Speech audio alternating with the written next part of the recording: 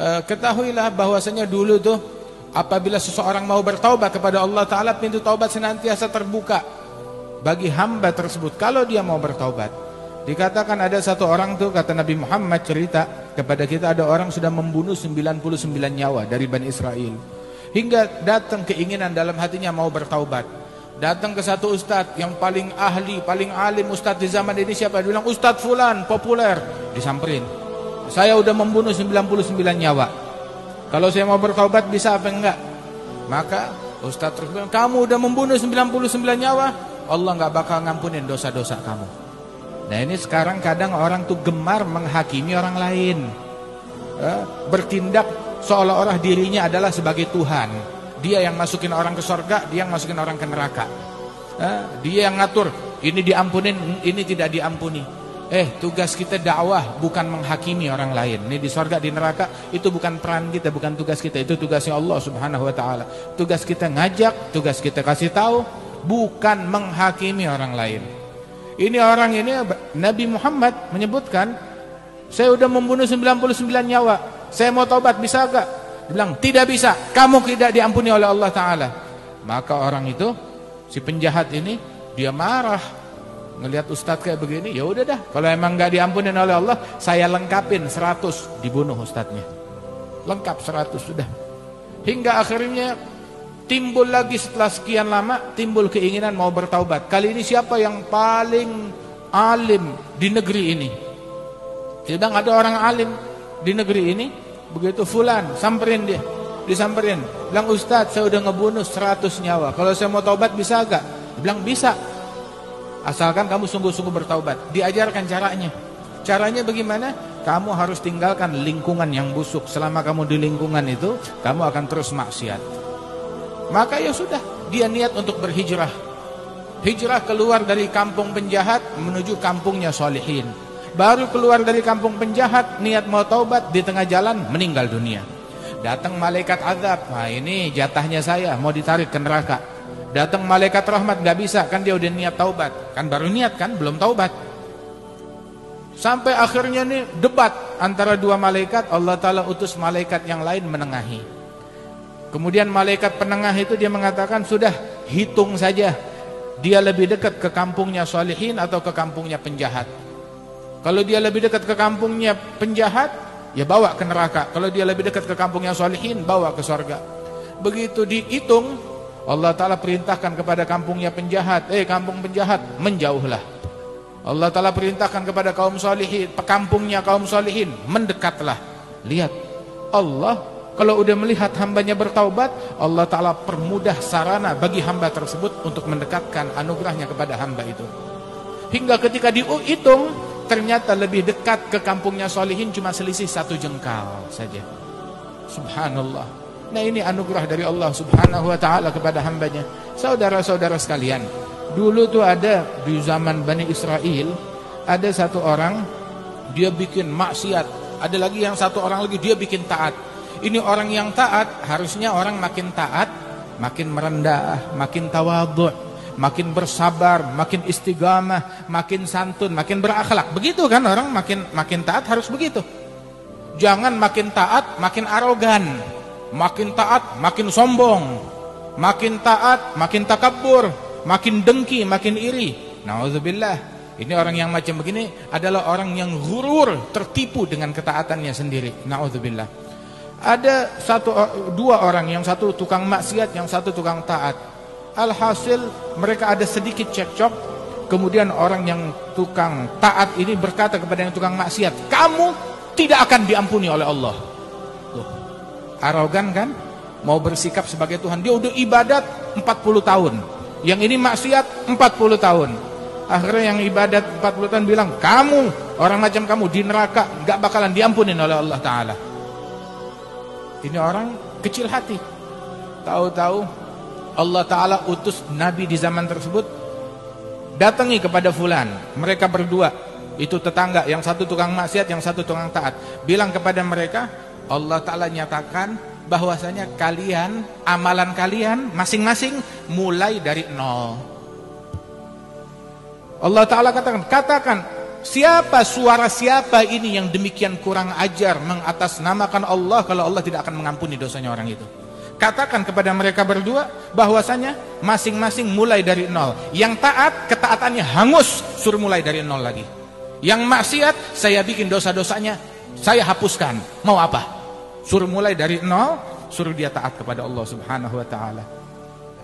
Sebab kita hidup di dunia ini adalah wilayah adab kepada Allah Jalla Jalaluhu Ta'ala Ta'zamatuh. Ketahuilah bahwasanya perbanyak istighfar, taubat kepada Allah Subhanahu wa taala dari hal-hal yang tidak baik, dari hal-hal yang tidak benar. Bahkan bukan cuma taubat dari hal yang haram, taubat dari hal yang makruh, yang dibenci oleh Allah Subhanahu wa taala. Orang dulu itu taubatnya mereka tahu taubat dari apa? Taubat gara-gara tidak sholat jamaah. Tuh taubatnya mereka. Istighfar, taubat, nangis berhari-hari. Kenapa kamu nangis berhari-hari? Saya enggak sholat jamaah, luput sholat jamaah hari ini. Ada lagi satu orang nangis. Kenapa kamu nangis? Saya nangis bertaubat kepada Allah Ta'ala. Udah sebulan saya nangis. Kenapa? Atas apa? Gara-gara tidak bangun malam. Satu kali luput tahajud bangun malam. Bukan atas hal yang haram. Di antara para kaum salihin, Al-Imam Abdullah bin Husain bin Tahir wa katsir min salafina, itu mereka mengatakan, sejak saya berusia 17 tahun, ma fa'altu makruh wala hamamtu bi fi'il makruh.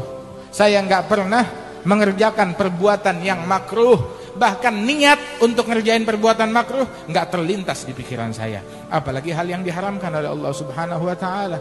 Kehebatan tuh di sini bukan dinilai dari banyaknya harta, bukan dinilai dari banyaknya tahta, bukan dinilai dari kekuasaan ataupun uang, bukan di situ kemuliaan, bukan juga dinilai dari banyaknya pengikut, tapi kemuliaan itu dinilai sejauh mana istiqamah dia kepada Allah Subhanahu wa taala.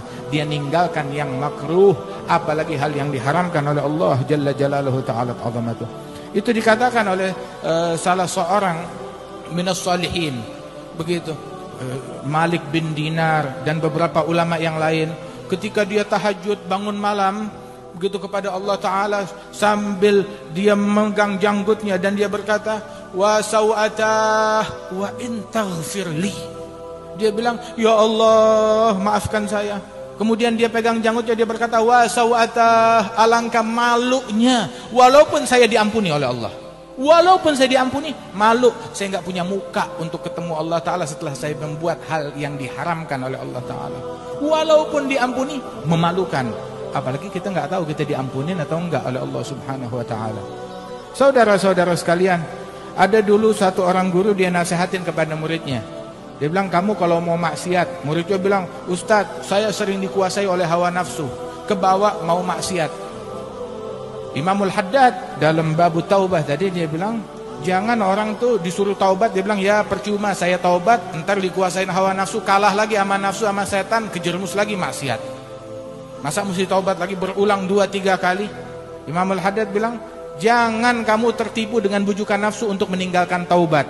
Taubat, tiap kamu bikin dosa, taubat. Walaupun dalam sehari dia 100 kali bikin dosa, taubat. 100 kali bikin dosa, taubat. Dia bolak-balik begitu sebanyak 100 kali, tetap taubat kepada Allah Subhanahu wa Ta'ala. Apabila Allah Ta'ala melihat kesungguhan kita untuk bertaubat, Allah bakal tolongin kita, Allah bakal nyelamatin kita.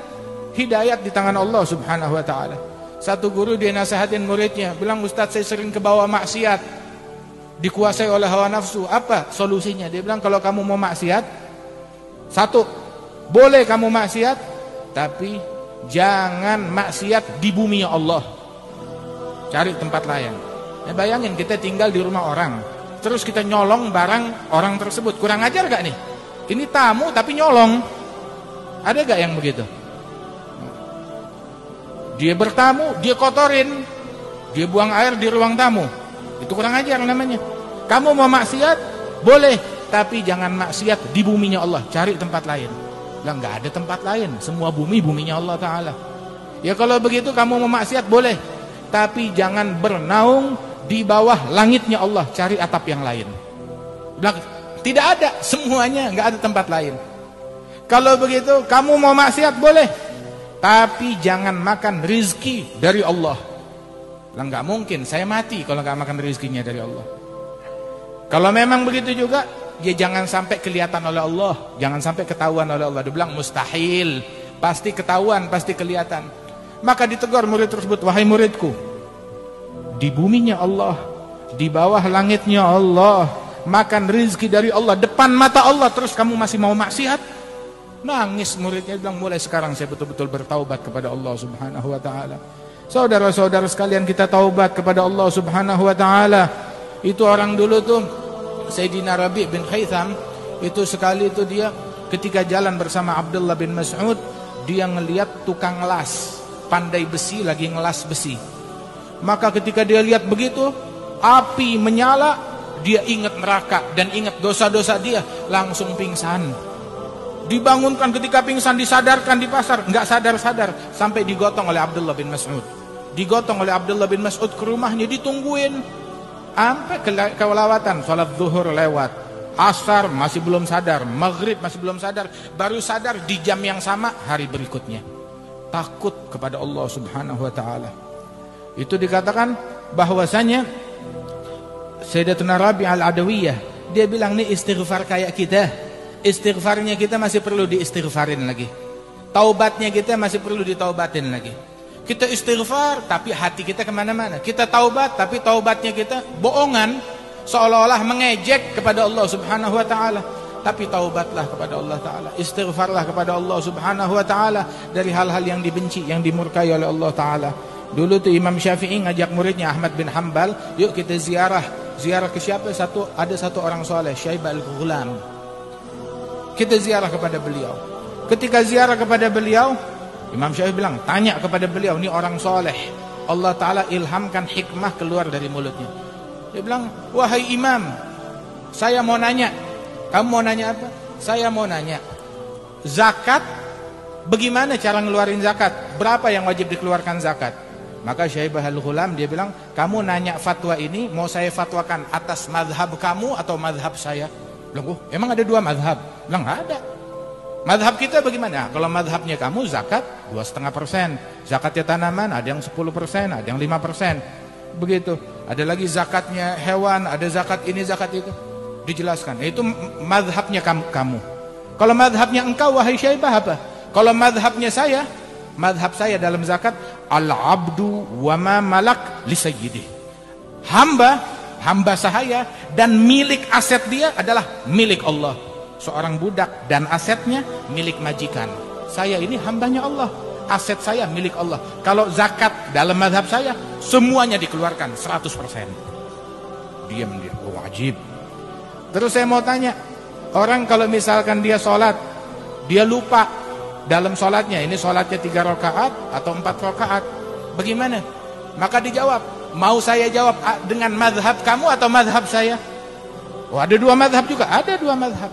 Kalau madhabnya kamu orang, maka dia ambil bilangan yang terkecil, itu merupakan yang dia yakin, ya 3 atau 4. Yang dia yakin 3, tambahkan 1 rakaat terus sujud sahwi, selesai urusannya. Tapi kalau dalam madhabnya saya, kata Syaib al-Ghulam, dia lakukan hal tersebut, sujud sahwi, udah salam, terus dia introspeksi diri. Kalau dia hamba yang kurang ajar kepada Allah, galil adab kepada Allah. Kenapa? Di hadapan Allah dia lupa sholatnya berapa, kurang ajar kepada Allah Ta'ala. Dan hal yang semacam ini harus dihukum. Dan hukumannya puasa 1 tahun penuh. Itu madhabnya saya. Masya Allah, berapa banyak kita perlu taubat kepada Allah Subhanahu Wa Ta'ala. Mudah-mudahan Allah Ta'ala jaga mata kita dari maksiat. Allah jaga kaum wanita kita dari maksiat. Yang pada buka-bukaan aurat, yang pada campur laki perempuan, salaman dengan yang bukan muhrim, itu haram, diharamkan oleh Allah Subhanahu wa taala. Tahu enggak? Jangan-jangan musibah tsunami yang terjadi di mana-mana gara-gara dosa kita yang kita buat. Gara-gara kita ngelihat yang haram, berucap yang haram.